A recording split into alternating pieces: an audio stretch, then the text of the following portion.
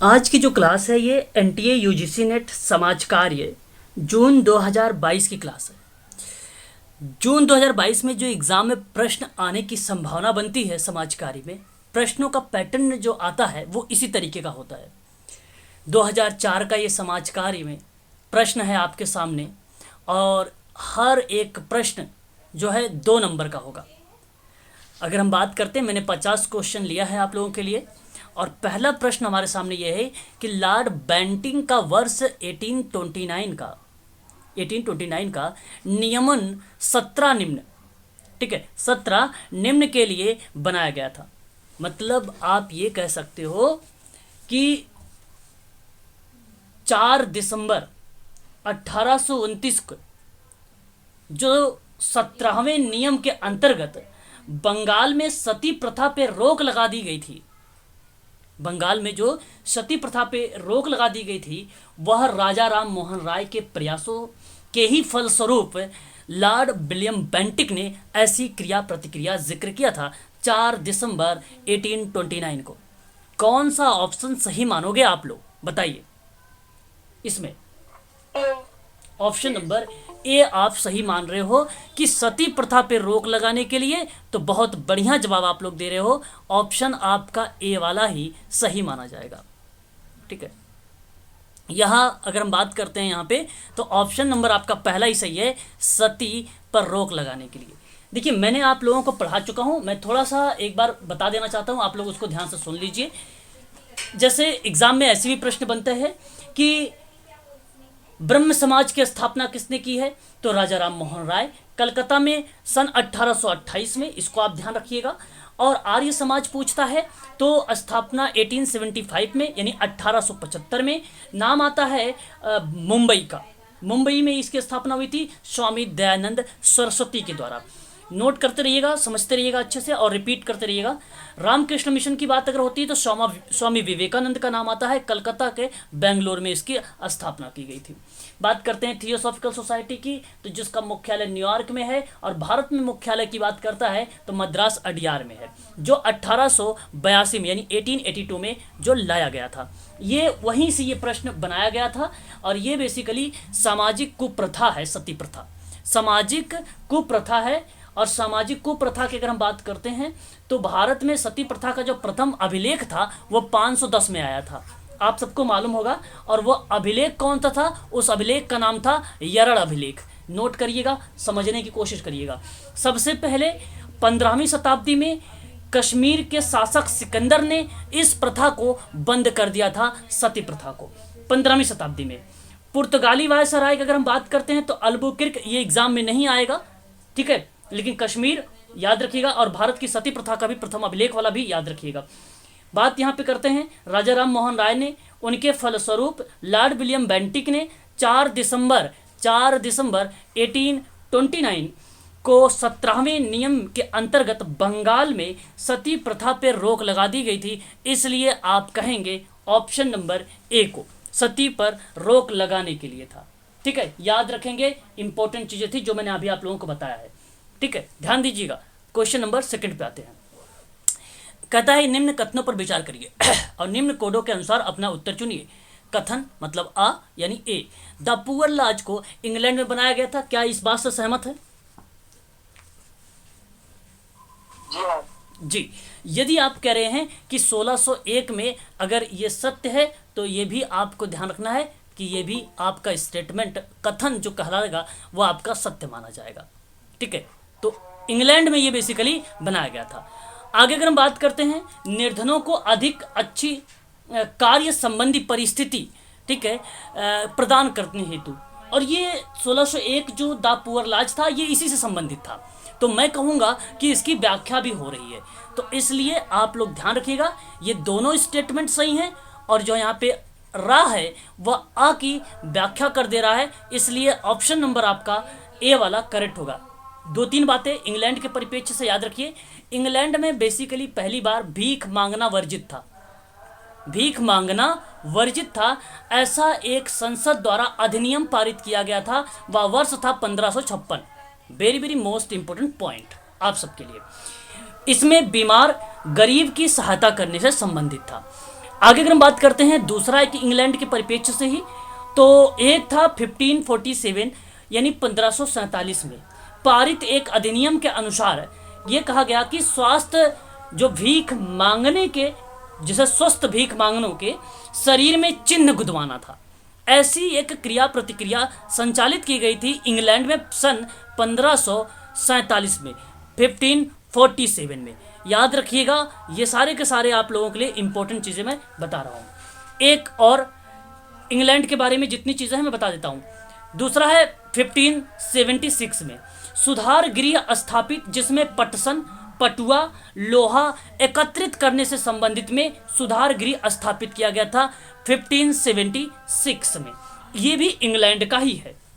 बात करते हैं 1601 की, जैसा कि अभी आप लोगों ने देखा है एलिजाबेथन का, नोट कर लीजिएगा 43A के अंतर्गत इसको परिभाषित किया गया है, एलिजाबेथन के नाम से इसको जाना भी जाता है। जी कुछ कह रहे हैं आप, म्यूट हो जाइए फिर।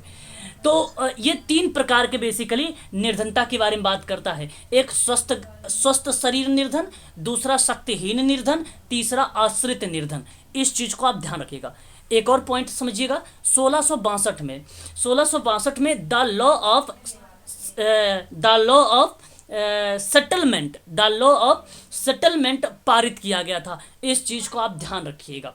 सन 1662 में बात आती है 1982 की। देखिए, एक अभी भी मैंने ऊपर वाले क्वेश्चन में 1882 बताया था कि भारत में जो थियोसॉफिकल सोसाइटी थी उसका मुख्यालय बनाया गया था, ये तो याद है ही है आप लोगों को, लेकिन यहाँ पे 1982 है, ठीक है, एक शताब्दी है। तो 1982 में वर्क हाउस एक्ट बन गया। इस चीज को ध्यान रखिएगा, कटाई बुनाई प्रशिक्षण के लिए ये बेसिकली जाना गया था। इतने फैक्ट मैंने इंग्लैंड से बताया है। यदि कोई प्रश्न आपको मिलेगा तो इन्हीं में से मिलेगा, आप लोग ध्यान रखिए। ये सोशल वर्क के कुछ इंपॉर्टेंट फैक्ट थे। ऑप्शन यहाँ पे पहला वाला करेक्ट रहेगा। क्वेश्चन नंबर 3 देखेंगे, एकीकृत समाज कार्य निम्न का विचार करिए। जरा मुझे आप बताने की कोशिश करिए कि जो इंटीग्रेटेड सोशल वर्क है वो उसके अंतर्गत कौन कौन सी क्रिया प्रतिक्रिया आएगी, बताएं प्लीज। इंटीग्रेटेड सोशल वर्क पर विचार करें, बताएं। इंटीग्रेटेड सोशल वर्क नहीं बोल रहे हो, बोलिए। नहीं समझ में आ रहा था, आप मुझे बताएं। सभी आएंगी। हाँ, वेरी गुड। देखिए, थोड़ा सा अगर आप लोग बोलेंगे ना तो मैं भी एक्टिव रहूँगा। बहुत बढ़िया। अगर आपका जवाब आया है इंटीग्रेटेड सोशल वर्क को लेकर तो बहुत अच्छा जवाब आया है कि सभी आप लोगों ने दिया है। सेवार्थी व्यवस्था की बात हुई है और ये बात सत्य है। इस बात को आप लोग हमेशा सहमति जताना। और ये अगर कॉन्सेप्ट पूछता है क्लाइंट सेंट्रल्ड थेरेपी को लेकर तो आप किसका नाम लगाएंगे, जरा मुझे बताएं। शाबाश शाबाश, कार्ल रोजर्स का नाम लगाएंगे। और परिवर्तन अभिकर्ता व्यवस्था की बात होती है तो ये भी एकीकृत समाज कार्य के अंतर्गत आता है। कार्य व्यवस्था यानी टास्क की बात होता है, टास्क सिस्टम जिसको बोलते हैं, वो भी बेसिकली इंटीग्रेटेड में आएगा और एजेंसी भी आएगी। तो इसलिए आ बा सा और ना, ये चारों चीज़ें आएंगी। इसलिए ऑप्शन नंबर, अगर आपने डी का चुनाव किया है तो बहुत अच्छा, गुड। ऑप्शन नंबर डी आपका सही है।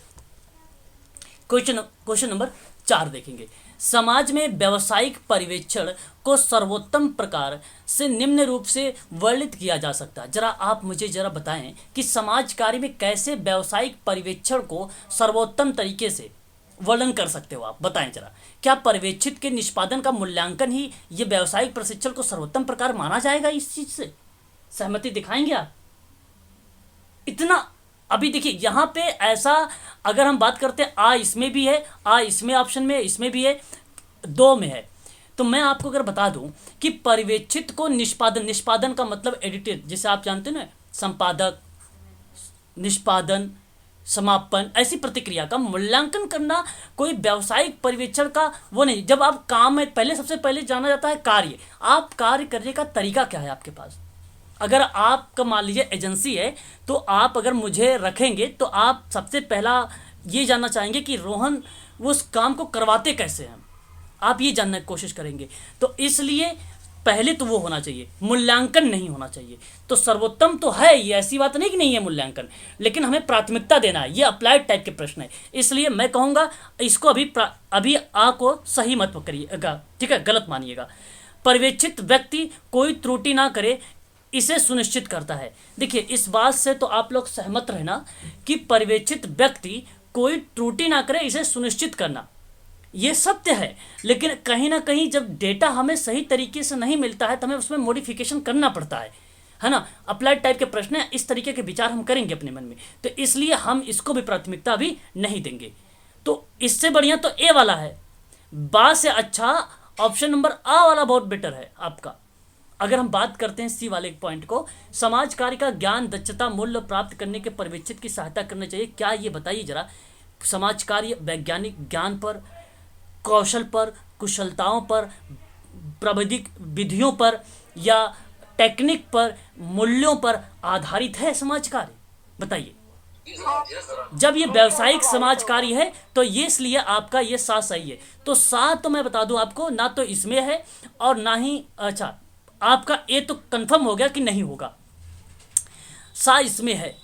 तो आप सा देखेंगे तो 3 ऑप्शन में आ रहे हैं, अभी आ को छोड़े रहिएगा, ठीक है। और आप देखते हैं हम लोग लास्ट वाले पॉइंट को, ना को भी। बा तो हटा दीजिए, बा वाला इस ऑप्शन में है इसलिए इसको काट दीजिए बी को। या तो सी होगा या तो डी ऑप्शन होगा, ठीक है, या तो सी होगा या तो डी। देखो मैंने अभी प्रश्न करने का तरीका आप लोगों को बता रहा हूँ थोड़ा सा, है ना, फिर अभी तीव्र गति से कराऊंगा। आगे अगर हम बात करते हैं यहाँ पे, तो देखिए कह रहा पर्यवेक्षित के साथ चिंतन करना और मार्गदर्शन बने रहना। क्या ऐसा बने रहना चाहिए या चिंतन करना चाहिए कि नहीं करना चाहिए? बताइए। आप सबसे ज्यादा रेफर करेंगे लास्ट वाले पॉइंट को कि सबसे ज्यादा रेफर करेंगे ए वाले पॉइंट को? आप अपने पॉइंट से बताइएगा। वेरी गुड, सही जवाब ऑप्शन नंबर डी आपका यहाँ पे करेक्ट जवाब हो जाएगा। ऑप्शन डी ही सही माना गया है, ऑप्शन नंबर डी ही सही माना गया है, इसलिए आपका सा और डी यहाँ पे सबसे ज्यादा सत्य है।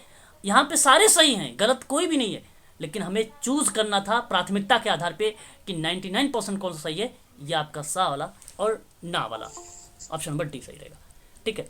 जिसको अगर हिंदी समझ नहीं आएगी तो आप मेरे से वो चीज़ पे इंग्लिश पूछ लेना, ठीक है। मैं इंग्लिश भी यहाँ पर दिखा दूंगा, क्वेश्चन इंग्लिश में भी, और आप लोग उसको देख के आसानी से कर भी पाएंगे क्वेश्चन को, ठीक है। चलिए आगे बढ़ते हैं और नेक्स्ट क्वेश्चन लेते हैं हम लोग। क्वेश्चन नंबर 5 हमारे सामने है और क्वेश्चन नंबर 5 कह रहा है कि अगेन आपको कथनों पर विचार करना है। आ कह रहा है व्यावसायिक समाज कार्य की जड़ें भारत में नहीं पनपी है। क्या ये बात सत्य है? बताइए, सोचने की बात है। समाज कार्य की जड़ें भारत में नहीं पनपी है, इस बात से सहमत रहना, और ये सत्य है, कोई दो राय नहीं है। व्यावसायिक समाज कार्य, और आप मैंने पहले बता रखा कि 19वीं शताब्दी में भारत में जब आया था व्यावसायिक समाज कार्य तो वो TISS में आया था। क्या इससे पहले अगर हम सोचते हैं यूके के बारे में तो 1869 में चैरिटी ऑफ ऑर्गेनाइजेशन के बारे में आपने सुना होगा अच्छे तरीके, COS के बारे में, चैरिटी ऑर्गेनाइजेशन सोसाइटी। और COS अगर हम बात करते हैं अमेरिका में तो आप ये भी जानते हैं 1877 का, अमेरिका के बुक फाइलों में। तो इंडिया से पहले तो इंग्लैंड और तो हाँ, ये बात तो सत्य हुई कि वहां पे तो व्यावसायिक समाज कार्य पहले से आया हुआ है। तो इसलिए आप लोग कहिए ऑप्शन जो है आपका ए वाला सत्य नहीं माना जाएगा। मैं आपसे कहूं इसको आप गलत करिएगा फिर। व्यावसायिक समाज कार्य की जड़ें भारत में नहीं पनपी, नहीं सत्य यहाँ पे सही लिखा है, इसको सही करेंगे। सेवाओं के बदले भुगतान करने के लिए लोग बहुत निर्धन थे। क्या ये बात भी सत्य है? क्या? हाँ बिल्कुल, बहुत अच्छा। सेवा के बदले सेवा का होता। हाँ, तो भुगतान जैसे आज भी, ये अगर हम बात करते हैं अपने 2022 की बात करते हैं तो 2022 में ही अगर हम लेते हैं तो हमें ये भी चीज़ें देखने को मिलती है। आज भी अगर आप काम करेंगे तो भुगतान नहीं देंगे, आपके पैसे नहीं करेंगे। भाई सोशल वर्कर है, सोशल वर्कर का मतलब थोड़ी ना होता फ्री में कोई काम करे, हम प्रोफेशनल सोशल वर्कर हैं। इसलिए आपका ऑप्शन नंबर यहाँ पे अगेन ए वाला सही हो जाएगा। आ और रा दोनों सही है, और रा जो है आ की व्याख्या भी कर रहा है। कारण यही है कि भारत में नहीं पनपी है। क्या इंग्लैंड यूके में ही, यूके इंग्लैंड में लेते हैं भाई, सॉरी यूके और अमेरिका में लेते हैं पैसे, तो ये तो सत्य है, वहाँ पे भारत की बात हो रही थी। तो इसलिए मैं आपसे कहूँगा कि ऑप्शन नंबर यहाँ पर जो होगा ए वाला सही माना जाएगा। सरल प्रश्न है, प्रश्नों को तोड़ तोड़ के करने की कोशिश करिएगा। क्वेश्चन नंबर 6, समाज वैज्ञानिक अर्थ में समाज का निहित रूप क्या होगा? जो वैज्ञानिक हम बोलते हैं हम लोग, बराबर मैं कहता भी हूँ कि समाज कार्य एक वैज्ञानिक विधि है, वैज्ञानिक विधि है। तो बताइए जरा क्या अर्थ बनता है कि अभिजात लोगों के लिए एक समूह। अभिजात लोग का मतलब जानते हैं? कितने लोग जानते हैं अभिजात लोग? बताइए जरा इसका मतलब। नहीं पता? उच्च वर्ग सर, अभी ना ना ना ना ना ना सर एलीट क्लास। हाँ, आप कह लीजिए जैसे आपने बोला सर कि बुद्धिजीवी वर्ग। हाँ देखिए, अभी अभी भी मुझे सही जवाब नहीं आ रहा है ना। अभिजात्य लोगों का मैं आपको बता दूं, देखो मैं यहाँ पे आपको बताऊं तो अभिजात्य का मतलब होता है एक प्रकार से जो नीचे के लोग होते हैं, जो जो नीचे वर्ग के लोग होते हैं, ठीक है, हाँ उनको कहते हैं। जैसे आपने अभी उच्च वर्ग का नाम लिया है, ठीक है, अच्छी बात है, लेकिन मैं आपसे बताऊं कि आप यहाँ पे कुलीन वर्ग को याद रखें बस। अभिजात कुलीन वर्ग तो उच्च वर्ग को बोलते हैं ना सर? हाँ उच्च ही होता है, लेकिन यहाँ पे अगर हम बात करते हैं तो हाई स्पीड हाई स्पीड कह रहा हूँ, जो अभिजात लोग होंगे वो बेसिकली नीचे के वर्ग से, नीचे की वर्ग से समूहों से बनकर वो एक कुलीन वर्ग में आ रहे हैं। कुलीन का मतलब वही है कि हाइयर, लेकिन आप कुलीन शब्द को यूज करें यहाँ पे वैज्ञानिक प्रविधियों में, तो इसका मतलब वहाँ पे रिप्रेजेंट क्या है कि समाज कार्य हाई फाई लोगों के लिए नहीं है। तो कुलीन वाले लोगों में अगर कभी कभी हम सोचेंगे तो उनके साथ काम करता है, क्योंकि वो लोग धीरे धीरे उसके प्रोसेस की या प्रक्रिया पे पुनर्वासन की संचालित होती है प्रक्रिया कि हम पुनर्वासित करके उनको समाज के मुख्य धारा से जोड़ रहे हैं। तो कभी कभी इसको यूज होता है। अगर उच्च वर्ग लिख देगा तो जाहिर सी बात है ये तो ऑप्शन गलत हो जाएगा। यूजीसी का कहना है कि आपको ऐसे शब्दों में लपेटता है, ऐसे शब्दों में करता है ताकि आप कंफ्यूज रहें। तो अभिजात यहाँ पे अगर मैं बात करूँ तो कुलीन वर्ग को सोचें, और कुलीन वर्ग जो बनेगा उसका अर्थ निकालने की कोशिश करेंगे तो वो कुलीन से एक हायर जाति की तरफ जा रहा है। जिनका स्टेटस ऊपर आ गया हो वो। हाँ वो स्टेटस हाँ ऊपर आ गया नहीं है, ऊपर आने की प्रक्रिया में है अभिजात लोगों के लिए, ठीक है। अभिजात को इंग्लिश में क्या बोलेंगे? आप इंग्लिश में भी देख सकते हैं। क्वेश्चन नंबर, अभिजात्य को इंग्लिश में बोलेंगे एलीट क्लास। क्वेश्चन नंबर कौन सा था? 6। 5 सर। ओके,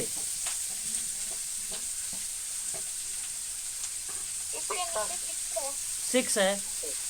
हाँ ये देखो, ठीक है, यहाँ पे अगर क्या है रिफाइंडेड पीपल। अब देखो रिफाइंडेड का मतलब मैंने वही बता रहा हूँ आप लोगों से कि इसका मतलब है कि इसको पुनर्वासित या आप कह सकते हैं रिहेबिलिटेशन, मतलब इसको वहाँ पे निकालने की कोशिश, और ये उच्च वर्ग की तरफ जा रहा है। ये शब्द जो है उच्च वर्ग की तरफ जा रहा है, ना कि आप उच्च वर्ग ना बोले, इसको वर्ग की तरफ जा रहा है ये, ठीक है, इस चीज़ को ध्यान रखें आप। तो मैं कहूँगा कि रिफाइंड यहाँ पे ये जो शब्द है आप लोगों के लिए ये सत्य नहीं है, ये गलत शब्द, ये गलत है, ठीक है, ये गलत दिया गया है। अच्छा आगे बात करते हैं।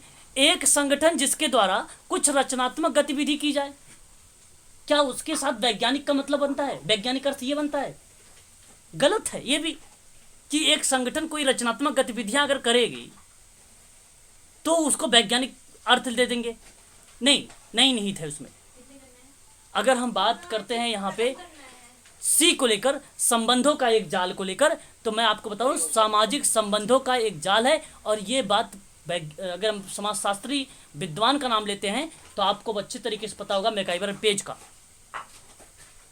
तो मैकाइवर पेज ने अपने परिभाषा में खुद कहा है कि वैज्ञानिक विधि होनी चाहिए, इसलिए ऑप्शन नंबर आप सी का चुनाव करें, ठीक है। पंडिता का सम्मान करने वाली सभा एक सभा होनी चाहिए, गलत जवाब, ऑप्शन नंबर डी भी गलत है। ऑप्शन नंबर आपका केवल सत्य सी वाला माना जाएगा, क्वेश्चन नंबर 6 का जवाब। बात करते हैं क्वेश्चन नंबर 7 की। निम्नलिखित में से किस कथन के अनुसार सामाजिक परिवर्तन की संकल्पना, देखो सोशल चेंज का कॉन्सेप्ट बताना है, बताया जरा एक बार मुझे। Option A. ऑप्शन ए, देखिए आपको भली भांति तरीके से पता है, आप सभी लोग जानते हैं कि लैटिन भाषा से सोशियोस बनाया गया है समाज, ग्रीक लोगस यानी अध्ययन, जिसका मतलब बन जाता है समाज का विज्ञान। और मैं आपको बता दूं कि 2 भाषाओं को अवैध संतान कहा है, इसके स्थान पर इथोलॉजी शब्द का प्रयोग किया था एक विद्वान था जॉन स्टुअर्ट मिल। और प्रिंसिपल ऑफ सोशोलॉजी सन 1838 में स्पेंसर के द्वारा समाजशास्त्र का अध्ययन किया गया और काम्टे ने सोशल फिजिक्स, और अगर हम बात करते हैं एनएसए ऑन सोशल फिजिक्स के बारे में चर्चा की, तो उस दौरान सामाजिक परिवर्तन की कॉन्सेप्ट को अगर बात किए तो रेखीय सिद्धांत पर आधारित था। आपका सामाजिक परिवर्तन में एक दिशा का होना, समाज की प्रत्येक संरचना, संगठन और सामाजिक संबंध में निरंतर परिवर्तन होता रहना, निरंतर मतलब सतत, कंटिन्यूअस परिवर्तन होते रहना, रेखीय सिद्धांत पर आधारित जो एक दिशा की तरफ हो रहा था, वही करेक्ट जवाब हो जाएगा आपका। सामाजिक परिवर्तन जो है नियंत्रित होता है, ये आपका कहना सत्य नहीं होगा। अगर हम बात करते हैं यहाँ पे संकल्पना को लेकर, कॉन्सेप्ट को लेकर, तो आपका कहना उचित होगा कि सामाजिक परिवर्तन एक दिशा की ओर होती है, और ये सिद्धांत है रेखी का। रेखीय सिद्धांत अगर आप पढ़ेंगे तो ऑटोमेटिक आपको मिल जाएगा ये चीज़ें। ऑप्शन नंबर आपका ए वाला सत्य माना जाएगा यहाँ पे। क्या मेरी बात समझ में आई आप लोगों को? बताएं। चलिए क्वेश्चन नंबर 8 देखिए, निम्न में से कौन सा सामाजिक विकास का क्रम है? देखिए ये आप लोग बताएं, सोशल डेवलप का क्रम। हाँ, नाम बताइए किस विद्वान ने दिया है ये क्रम? नाम नहीं पता, लिख लिए। ब्लीट्स काले, ब्लीट्स, देखो मैं लिख रहा हूं स्क्रीन पर, आप लोग लिखिए। ब्लीट्स काले। अब इनका जो क्रम है, क्रम लिख लीजिए आप लोग। परिवार दिया नहीं ऑप्शन में, दूसरा क्रम लिखते जाइएगा। जनजाति, गांव, जनजाति देखो यहां पर भी है, यहां पर भी है, इसलिए ये कट गया, ये कट गया। गांव देखिए यहां पर है, यहां पर नहीं है, इसलिए ये कट गया। ऑप्शन ए सत्य हो गया। तीसरे नंबर पर शहर, उसके बाद राष्ट्र। ये क्रम है, इसको आप ध्यान रखिएगा। क्लियर? ऑप्शन आपका यहां पे सत्य हो जाएगा, ए वाला। ध्यान रखिएगा, भूलना मत। क्वेश्चन नंबर 9, निम्न में से वह क्या है जो कि भारतीय संविधान में विद्यमान नहीं है? सिंपल। हाँ, बी नहीं है ना, एक ही सरकार, संघीय संरचना है, न्यायपालिका के पृथक है। न्यायपालिका के पृथक आर्टिकल कौन से में है बताइए जरा?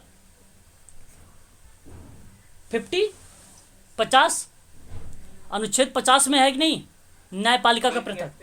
हाँ, अच्छा, नागरिकों के मौलिक अधिकार की बात कर लें, कितने हैं? 6 कि 7? कौन बताएगा? 7 थे सर, पर 6 हैं। वेरी गुड, शाबाश। हाँ, तो 6 है। संपत्ति का अधिकार, समता का अधिकार है आपका 14 से लेकर 18 तक। स्वतंत्रता का अधिकार है 19 से लेकर 22 तक, 22 तक। शोषण के विरुद्ध का अधिकार है 23 से लेकर 24 तक। धार्मिक स्वतंत्रता का अधिकार है 25 से लेकर 20, शाबाश, 28 तक। वेरी गुड, बहुत बढ़िया। संस्कृति और सांस्कृतिक और शिक्षा का अधिकार की बात की गई है 29 से लेकर 31 तक। या 31 तो निरसन कर दिया गया है, हटा दिया गया है। 31 आप मानिए, है ना ऐसे में, या आप 30 कह लीजिए, निरसन कर दिया गया, हटा दिया गया 31 का तो। और लास्ट है आपका संवैधानिक अधिकार, अनुच्छेद 32। और इसी को संविधान की आत्मा कहा गया है। कोई बताना चाहेगा किस विद्वान ने कहा है? अम्बेडकर ने, शाबाश, वेरी गुड, बहुत बढ़िया। और भारत के संघीय शासन में ध्यान रखिएगा, संघीय शासन में एकात्मक शासन के कुछ लक्षण अपनाए गए हैं। ये सत्य है, ना कि एकाकी सरकार है। बहुत बच्चे सोच सकते हैं संघीय शासन को लेकर, लेकिन एकात्मक शासन में कुछ लक्षण जो है इसको लाए जाते हैं या उपयोग में लाए गए हैं या अपनाए गए हैं, तो इस चीज को ध्यान रखेंगे। लेकिन यहाँ पे ऑप्शन नंबर बी आपका करेक्ट जवाब रहेगा। क्वेश्चन नंबर हम बात करेंगे आगे। 14 से 18 वाला कौन सा अधिकार है सर? 14 से 18 वाला यह आपका पहला है, जो है समता का अधिकार, समानता का अधिकार। 14 से 18 पहला। चलिए, भारत में नवीन आर्थिक नीति निम्न द्वारा अभिलक्षित होती है। यही प्रश्न मान लो आ गया एग्जाम में, तो कैसे आप लगाएंगे इस प्रश्न को, जरा मुझे बताएं। भारत में नवीन आर्थिक नीति बताने की कोशिश करिएगा। एक तो आएगा उदारीकरण सर। ओके, डी हो जाएंगे ठीक है, सर। एक तो डी आएगा उदारीकरण। ओके। भारत में नवीन आर्थिक नीति, मैं आपको बता दूं, सबसे सिंपल सी बात है, ऑप्शन अगर सी का चुनाव किया है आपने तो वो सही है, डी सर सही नहीं है। आपको मैं बताता हूं, ध्यान सुनिए। आपने नाम सुना भी होगा, नई आर्थिक नीति का जो मतलब बनता है वो भारतीय अर्थव्यवस्था के संकट से उभारने के लिए। 1992 में सर नरसिम्हा राव, हाँ, 1992 91 की बात कर रहा हूँ मैं, 91 में नरसिम्हा राव की सरकार में। हाँ, तो ये अपनाया गया था नई आर्थिक नीति, जिसमें स्थिरीकरण के उपाय और संरचनात्मक समायोजन कार्यक्रम में बांट कर देखा गया अर्थव्यवस्था को लेकर, और इसकी त्वरित एक प्रकार से आप कहिए कि सुधार की बात की गई या स्थिरीकरण के उपाय में अमल किया गया। तो मैं कहूँगा एक निजीकरण किया गया, ये किया गया है। और अभी आपको मैं बताऊं, सिंपल सी बात है, मोदी जी अगर हम बात करें तो आपको सिंपल भाषा में, आप सब लोग जानते भी होंगे कि बहुत सारी चीज़ें हैं प्राइवेट हो रही है, आप जान रहे होंगे अच्छे तरीके से। जब प्राइवेट होने का मतलब यहाँ पे, इसका मतलब जानते हैं क्या हो रहा, निजीकरण का होना, निजीकरण का होना भाई। क्योंकि अगर आप जॉब, गवर्नमेंट जॉब कर रहे हैं, दे रहे हैं, तो उसमें क्या भ्रष्टाचार ज़्यादा आ रहा है, तो जिसकी वजह से यहाँ पे निजीकरण को आप मेंशन करने के लिए आप क्या सोच सकते हैं प्राइवेट होने का। तो एक मोदी जी को याद रखेंगे तो आप जाहिर सी बात है निजीकरण को याद रखेंगे। जब भ्रष्टाचार होगा जाहिर सी बात है निजीकरण कर दो फिर तो। अच्छा, दूसरी बात, विश्वव्यापीकरण। अच्छा, ये तो सत्य है, इसमें कोई दो राय नहीं है। नहीं, अगर उदार देखो, इसमें मैं बता दूं क्या क्या आता है। एक आता है उदारता, ऑप्शन में नहीं है। अच्छा, है उदारीकरण है, हाँ, वेरी गुड वेरी गुड, बहुत बढ़िया, शाबाश। अच्छा, दूसरा आता है निजीकरण, ऑप्शन में है। आपको क्रम लिखवा देता हूँ, आप नोट कर लीजिए। निजीकरण, तीसरा निजीकरण का विस्तार कर लेना, और तीसरा आप लिख लीजिए अर्थव्यवस्था। अर्थव्यवस्था ऑप्शन में नहीं है।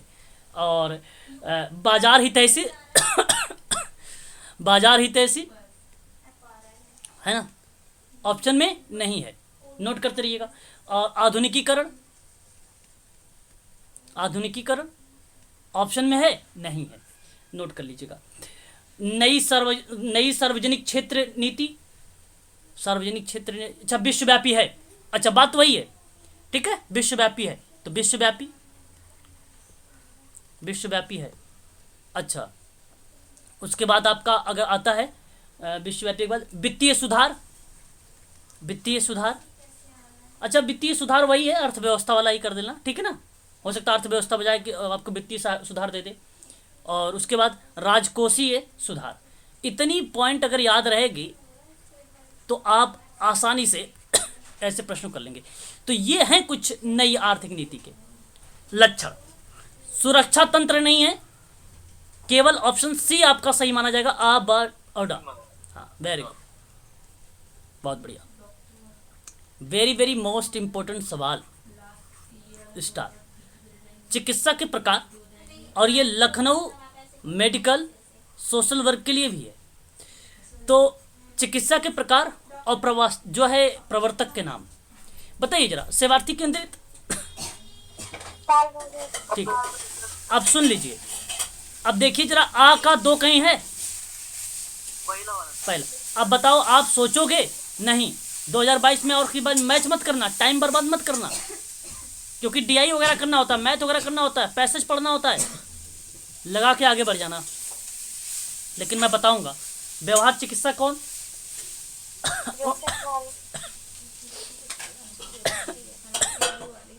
Joseph valve. और समव्यवहार विश्लेषण, अच्छा, समव्यवहार विश्लेषण,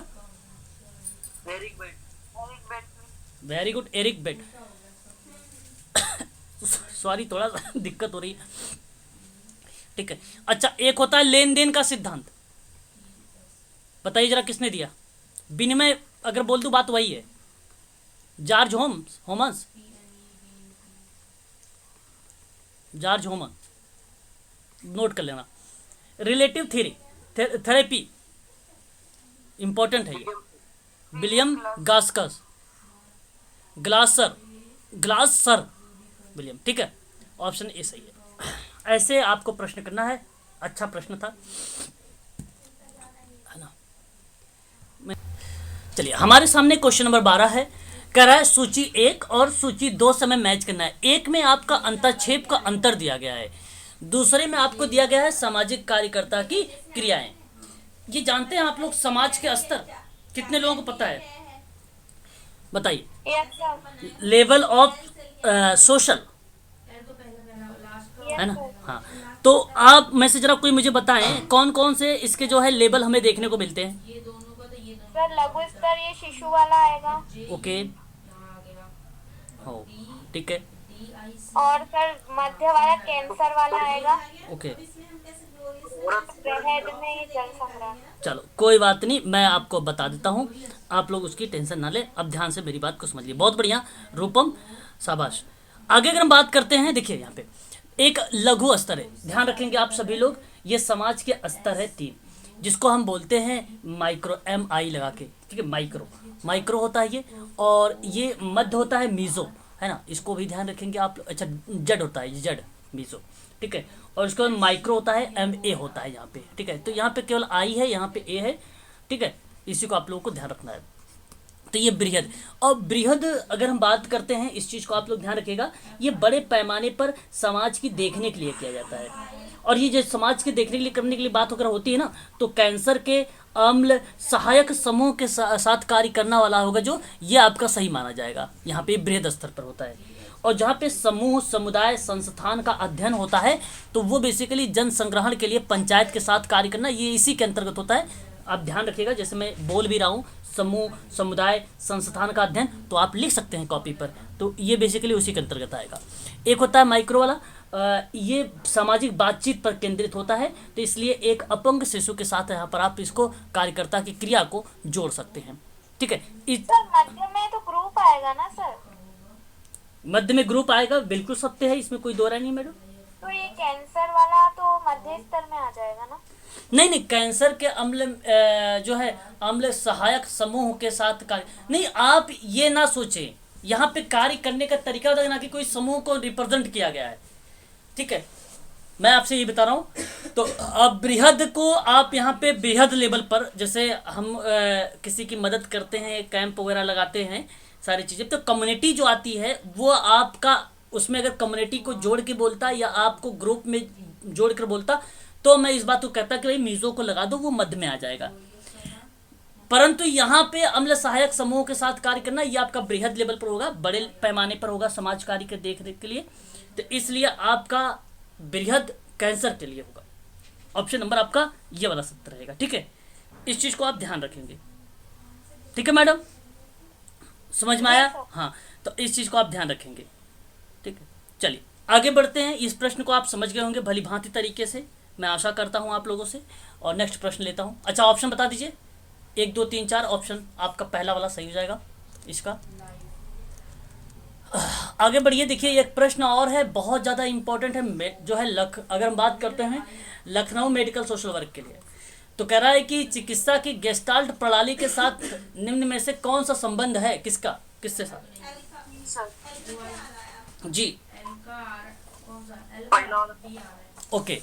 अगर आप कह रहे हैं कि सर पल्स का नाम, लोरा पल्स का नाम ले रहे हैं, FS पल्स का नाम ले रहे हैं, तो मैं आपको कहूंगा कि आप सही बता रहे हैं। गेस्टाल्ट समग्रता की जो समग्रता की प्रणाली थी वो उसी पर आधारित था। गेस्टाल्ट का अगर सिद्धांत पूछता तो मैक्स वर्धिमान का नाम लगाते हुए, कोनोफ्का को लगाते हुए आप आगे बढ़ते, तो आगे आपको रास्ते में मिल जाते फिर पल्स और लोरा, ठीक है। वो भी नाम आ जाएगा आपको फिर। अगर आप सीटेट वगैरह की तैयारी करते तो मैं बताता कि आप वहां पर नाम याद रखेंगे वर्धिमान का, कोनोफ्का का। यूजीसी क्लास ले रहे हैं, प्रणालियां की यूज होती है, थेरेपी की यूज होती है, इसलिए पल्स का नाम याद रखेंगे, तो आपका सी सही रहेगा। CR रोजर्स के बारे में कोई बताए जरा मुझे। अच्छा, वेरी गुड। देखिए ये परिवार के सदस्यों की खोजने के लिए जनगणना का रिकॉर्ड के संबंध पर इन्होंने एक क्लाइंट थेरेपी सन 1940 में दिया था, ध्यान रखेंगे। सिगमंड फ्राइड के बारे में बताएं, बताएं। मनोविश्लेषणात्मक मनोविश्लेषणात्मक हाँ, मनोविश्लेषणात्मक सिद्धांत जिसमें 5 अवस्था दी है। जी सर। मुखा, गुदा, लैंगिक, लैंगिक में 2 ग्रंथि नाम बताएं। लिप्टो लिप्ट एक तो लिप्टो इलेक्टा, इलेक्टा, इलेक्ट्रा ग्रंथि, इलेक्ट्रा ओडिपस। ओडिपस। ये आपने जो बताया है अभी कामुकता की लिबिडो, ये बेसिकली आप जब पढ़ेंगे इसके मूल प्रवृत्तियाँ थेनाटोस और इरोस, ठीक है, तो वहाँ आपको काम जो है लिबिडो मिलेगा, लिबिडो काम वासना। सुसुप्तता अवस्था मनोविश्लेषणात्मक प्रणाली आएगी कि सिद्धांत आएंगे?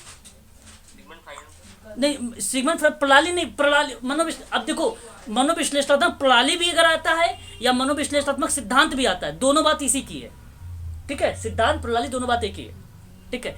सिद्धांत की बात करता है तो भी इसी का, प्रणाली की बात करेगा तो भी इसी का नाम, कोई अलग विद्वान नहीं है, वही है। अच्छा, एक और, 1 मिनट, एक और, क्या स्क्रीन दिखाई दे रहा है आप लोगों को? हाँ सर।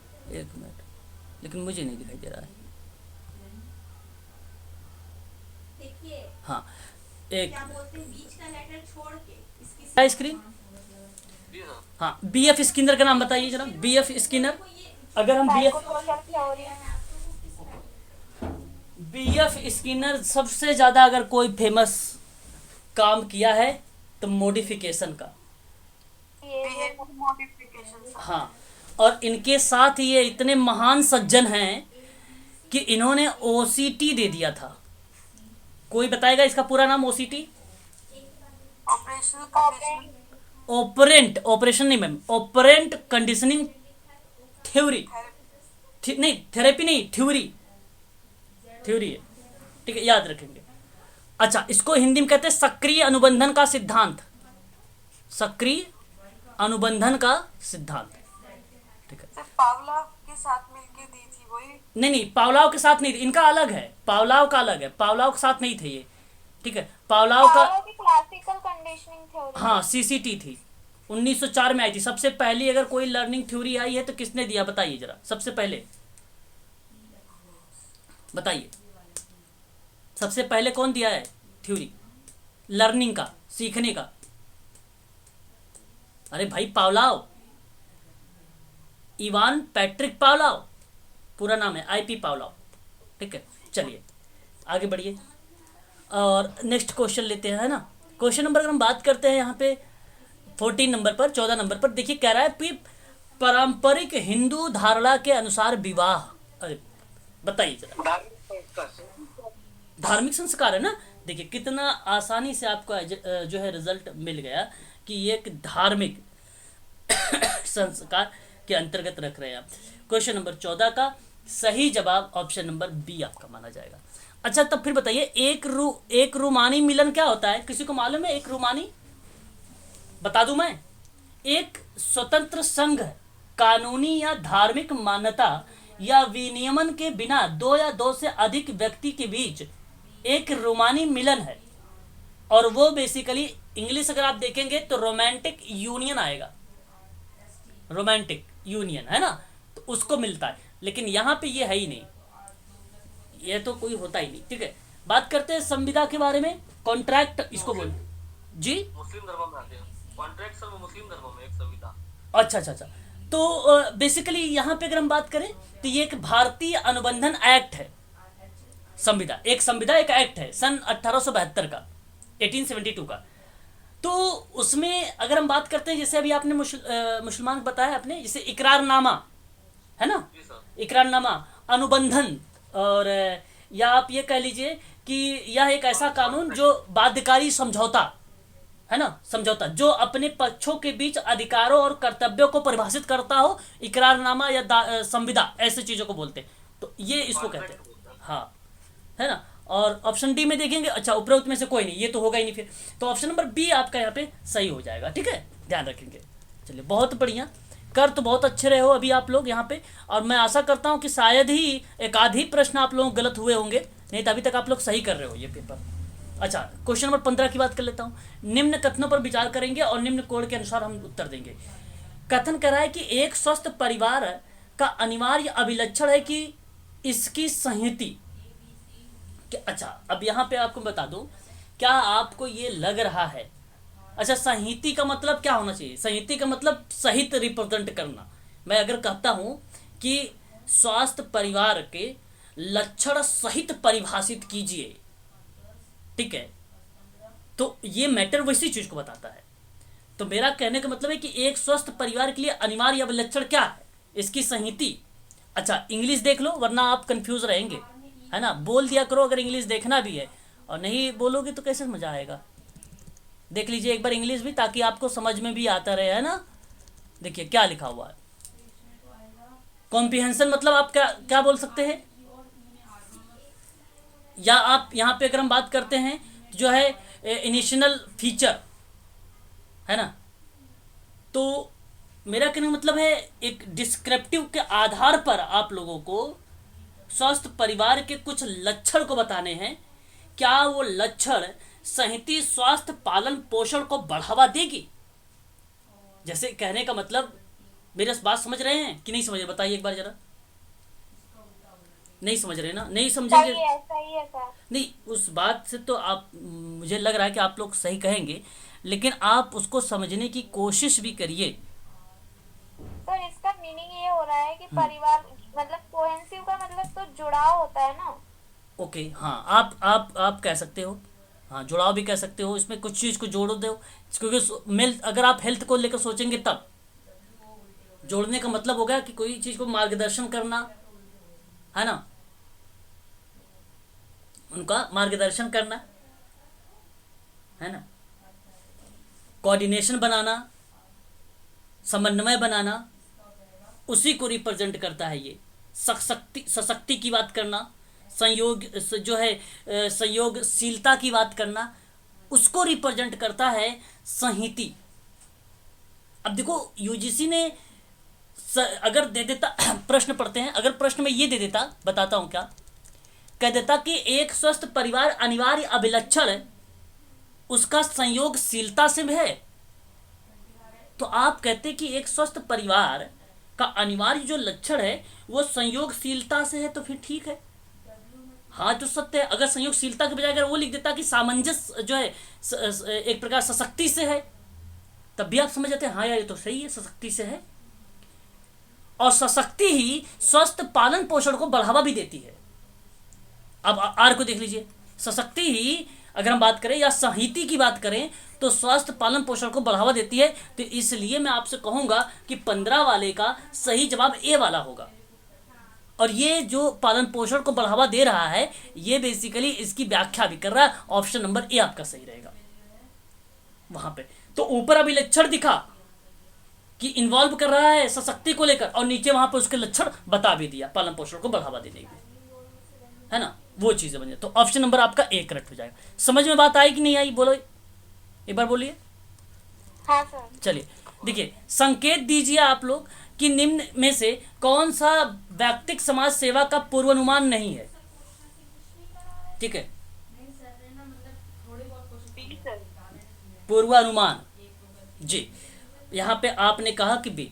अच्छा पहली चीज तो ये पूर्वानुमान का मतलब देखिए, यहाँ पे अगर हम बात करें ना, जैसे पहले से की जाने वाली कोई कल्पना नहीं है, जैसे कोई पहले से की जाने वाली कोई कल्पना नहीं है, पूर्व कल्पना यानी घटना का पूर्वानुमान, घटना का पूर्वानुमान नहीं है।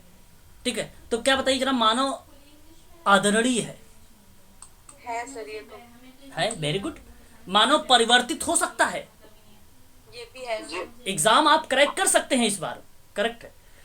प्रत्येक मानव का अधिकार है कि उसकी बात सुने। जी सर। प्रत्येक मानव परमात्मा का शिशु है। ये नहीं है सर। ओके, देखिए अब मैं आपको बता दूं, आप लोग गांव में अगर रहते हैं या नहीं, अगर कभी कभी गांव में भी जाते होंगे या सुना भी होगा आप लोगों ने, लोग बोलते भी है प्रत्येक व्यक्ति जो है परमात्मा का ही शिशु है। जैसे तो स्वामी विवेकानंद जी ने भी कहा है। हाँ हाँ, अगर होगा सही होगा। हाँ बिल्कुल सत्य है, लेकिन हम बात करते हैं समाज सेवा कार्य में। हाँ बताइए, अब आप बताइए, हम लोग मेडिकल सोशल वर्कर हैं कि राम रही आसाराम बापू की तरह बाबा है? बताइए, हम लोग सोशल वर्कर है ना, तो हमें सोशल वर्कर की तरह, हमें सोशल वर्कर की तरह सोचना है, और सोशल वर्कर कहेगा कि भैया ऑप्शन ए सही है, ऑप्शन बी सही, ऑप्शन सी सही, ऑप्शन डी आपका गलत जवाब। अप्लाइड प्रश्न ऐसे बनते हैं भाई, है ना। हाँ, क्वेश्चन नंबर 17, सूची 1 सूची 2, बताइए जरा मनोविश्लेषण। अच्छा, ये सिद्धांत आपको भली बात तरीके से मालूम है, आप जानते भी है सिगमंड फ्रायड का नाम। आपको बता दूं सन 1920 का है, 1920 का है। अब जहां पे 3 मिलेगा प्रश्न में आगे बढ़ना ही मत, ठीक है। तो 3, अच्छा देखिए यहाँ पे 2 प्रश्न में आ गए हैं, 3 यहाँ पे 2 आ गए हैं, कभी कभी ऐसे भी होते हैं। अच्छा यहाँ पे भी देखिए 2 चल रहे हैं, तो चलिए लास्ट का उठा लेते हैं।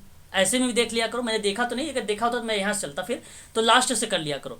तो हम देखते हैं पहले लास्ट वाले का, स्वयं से लेकर निरंतर अननोन क्रिया तक की बात अगर करता है। अगर हम अननोन क्रिया तक की बात करते हैं तो सन 1940 का है, और ये स्वयं से लेकर के अगर मैं बात करूँ ना आप लोगों से, तो ध्यान रखिएगा क्लाइंट सेंट्रल का, कार्ल रोजर्स का। और जब मैं बात करूं, अच्छा चलो ये तो अगर नहीं दिक्कत कर, अगर ये दिक्कत कर रहा था तो एक ईगो साइकोलॉजी होता है, और ये कौन बताएगा किसने दिया है, कोई बताएगा? अरे भाई सिगमंड फ्रायड की बेटी, सिगमंड फ्रायड की बेटी का क्या नाम है? एन्ना फ्रायड। शाबाश, सिगमंड फ्रायड की बेटी का नाम है एन्ना फ्रायड, और एन्ना फ्रायड ने इस चीज को बात किया है। और सन 1980 में, अब आप देखिएगा सा का 4 से मैच करिएगा, सा से 4। अब बताइए, फिर आप ऐसे ही मैच करके सारा पढ़ने की जरूरत ही नहीं थी, ऑप्शन नंबर सी को लगा के चले आइए, ऑप्शन नंबर सी को लगा के चले आइए। तो ऐसे भी आप कर आर्थिक सकते घटक कब आएगा? हैं जी। आर्थिक घटक आर्थिक घटक सर आपका रिप्रेजेंट कर देगा आपका 1930 को, आर्थिक घटक 1930, आर्थिक कंपोनेंट है, इकोनॉमिक कंपोनेंट 1930 है ना, 1930। बाकी देखिए मनोविश्लेषण मालूम है, अन्ना फ्रायड मालूम है, और कार्ल रोजर्स मालूम है। तो जब ये मालूम है तो आर्थिक कंपोनेंट को लगा सकते हैं आप, इकोनॉमिक कंपोनेंट सन 1930 का, है ना। तो ये थे। अच्छा आगे बढ़ते हैं, एक और प्रश्न लेते हैं। देखिए व्यक्तिगत समाज कार्य, देखो सोशल केस वर्क से कितने प्रश्न बनाए जाते हैं, विचार करने वाली बात है इसमें। अगर हम बात करते हैं यहां पे, तो देखो व्यक्तिक सेवा कार्य के नियम, व्यक्तिक सेवा कार्य का नियम जानते हैं क्या कहलाएगा? आत्ममूल्य नहीं कहलाएगा, स्पष्टीकरण नहीं कहलाएगा, निर्धारण नहीं कहलाएगा, आप आत्म निर्धारण कहलाएगा। नियम जो व्यक्तिक सेवा कार्य का नियम है ना, वो आत्म निर्धारण है ना।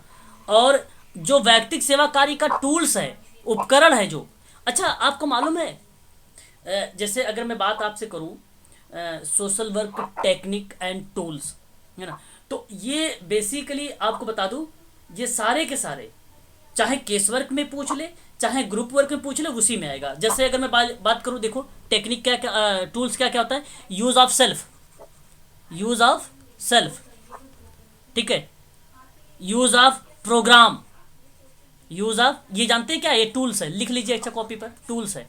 Use of program, use of relationship, use of relationship, use of common sense, common sense, ठीक है, अवेलेबल रिसर्च जो है रिसोर्सेज, हाँ शाबाश, वेरी गुड वेरी गुड। और टेक्निक तो मालूम होगा ना, listening, observation, questioning, supporting, educating, explaining, advocating, agreeing, counselling, mobilisation, है ना, ऑर्गेनाइजेशन। कॉमन सेंस के अलावा और क्या था? कॉमन, अच्छा यूज, हाँ, अवेलेबल रिसोर्सेज, हाँ ठीक है, ये हो जाएगा। अच्छा व्यक्ति सेवा कार्य के पूर्व अनुमान क्या होंगे? आत्ममूल्य स्तर, आत्म मूल्य, मूल्य, ओके। अगर हम बात करते हैं इस चीज को भी ध्यान रखेंगे, इसको हम लोग बोलेंगे जैसे पहले कोई कल्पना वगैरह पर आधारित की बात कर रहा है, घटना पर आधारित, तो आत्ममूल्य कहलाता है। व्यक्तिक सेवा कार्य की प्रोसेस, और प्रोसेस सही जवाब ऑप्शन आपका निर्धारण, क्या हो जाएगा यहाँ पे? प्रोसेस में क्या होगा? निर्धारण होगा। पूर्वानुमान इसका होगा। उपकरण में क्या आ जाएगा आपका? टूल्स में आपने बताया नहीं था क्या? स्पष्टीकरण हो जाएगा, स्पष्टीकरण हो जाएगा टूल्स में, ठीक है, बस हो तो गया। ऑप्शन बताइए जरा कौन सा सही गया?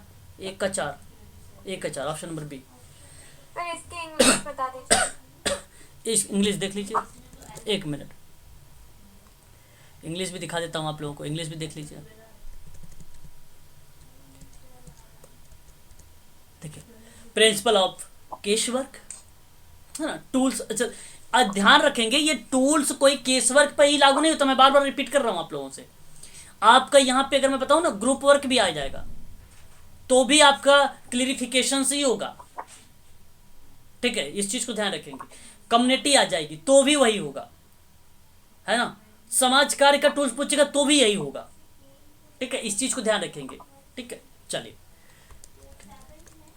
चलिए तो नेक्स्ट क्वेश्चन लेंगे अब हम लोग, अगले आगे बढ़ते हैं। बताइए जरा, व्यक्तिगत समाज, देखो फिर देखो, अच्छा ये किताब है कि पहले तो किताब बताइए किसने लिखा है। स्नेही का मतलब होता है मित्र, नहीं आंगतुक का मतलब मित्र, ये स्नेही आंगतुक है, फ्रेंड विजिटर, इसकी इंग्लिश देख लें कंफर्म हो जाएगा। मैरी रिचमंड ने सर। फ्रेंडली विजिटर, देखो इंग्लिश देख लो कंफर्म हो गया, फ्रेंडली विजिटर, ठीक है, देख लो इंग्लिश। तो अगर फ्रेंडली विजिटर की बात अगर हम करते हैं, किताब तो भी शाबाश किसी ने बताया है, मैरी रिचमंड 1899 में, 1899 का, बहुत बढ़िया। अब आप मुझे जरा बताइए ये व्यक्तिगत समाज कार्य किससे संबंधित होगा यहाँ पे। सन 1880 और 1900 में, 1880 और 1900 में मैं आपको बता दूं, अमेरिका दान संगठनों के द्वारा अभिलक्षित कम्युनिटी ऑर्गेनाइज जो वो होता है सोशल वर्कर, सामुदायिक कार्यकर्ता, उसी के द्वारा ये बेसिकली कार्य किया गया था। तो मैं आपसे कहूंगा कि ऑप्शन आपका COS अमेरिका वाला सत्य माना जाएगा, कम्युनिटी ऑर्गेनाइजेशन वाला। प्रारंभ में स्वयंसेवी व्यक्तिगत सेवा कार्यकर्ता की नहीं थी, ना ही यहां से जुड़े वैतनिक कार्यकर्ता से थी। ऑप्शन केवल आपका सही रहेगा पहला वाला, बस याद रखेंगे। 1880 और 1900 में विकसित हुआ था, डेवलप हुआ था उस समय। सेवा कार्य के कुछ बताइए। इंटरव्यू जो है वो क्या उपकरण कहोगे, टेक्निक कहोगे, विधि कहोगे कि सभी कहोगे, क्या बोलोगे? टेक्निक है सर। इंटरव्यू एक टेक्निक है, ओके, तो टेक्निक है, इंटरव्यू एक टेक्निक है। अच्छा अभी मैंने आप लोगों को बताया भी है शायद, है ना, interviewing, listening, observationing, questioning, supporting, educating, explaining और एडवोकेटिंग, एग्रीइंग, वेरी गुड, शाबाश। काउंसलिंग, ऑप्शन नंबर आपका टेक्निक है। यदि आप सी बता रहे हैं तो बहुत अच्छा जवाब दे रहे हैं, ऑप्शन नंबर सी करेक्ट जवाब है। क्वेश्चन नंबर 21 देख ले, सोशल ग्रुप वर्क आ हेल्पिंग प्रोसेस की पुस्तक के रचयिता कौन है जी? कोनफ्का जी हैं, ऑप्शन नंबर डी आपका सही है, गेसल कोनफ्का, शाबाश, गेसल कोनफ्का इज द राइट आंसर। आपको बता दूं वेरी वेरी मोस्ट इंपॉर्टेंट है ये विल्सन जी एंड रायलैंड, मैंने इसकी भी किताब बता चुका हूं आप लोगों को, कई किताब इसकी है। सबसे ज्यादा अगर कोई किताब पूछी गई है तो सोशल ग्रुप वर्क प्रैक्टिस पूछी गई है इसकी। The creative use of social progress, use of social process, इस चीज को याद रखेंगे। फिलिप्स HU का किताब का नाम कोई बता देगा? नहीं, तो urban social work, urban social work. Trapper जो है HB ट्रैकर की कोई अगर बात करते हैं तो social group work principle and practice, principle and practice. अच्छा आज के लिए इतना ही रखिए आप लोग। अब मैं आपको एक चीज बता देता हूं, आप लोग 2004 से लेकर अगर प्रिंट आउट आपके लिए पॉसिबल है पेपर का, ध्यान से सुनिए मेरी बात, अगर प्रिंट आउट पॉसिबल है तो प्रिंट आउट करवा लीजिए 2004 से लेकर 2013 तक के पेपर को, ठीक है। अब सुनिए, जब मैं क्वेश्चन करवाऊंगा तो पेपर और पेंसिल लेकर बैठना, मैं जैसे जैसे हर एक पॉइंट पे कुछ बोलूं तो वहां पे आप उसको नोट कर लेना पेंसिल से, ठीक है। ऐसा आप लोग करने की कोशिश करिए, ठीक है, पेपर पे, तो उससे आपको अच्छी जानकारी भी मिल जाएगी, ठीक है। देखिए कोई म्यूट नहीं है,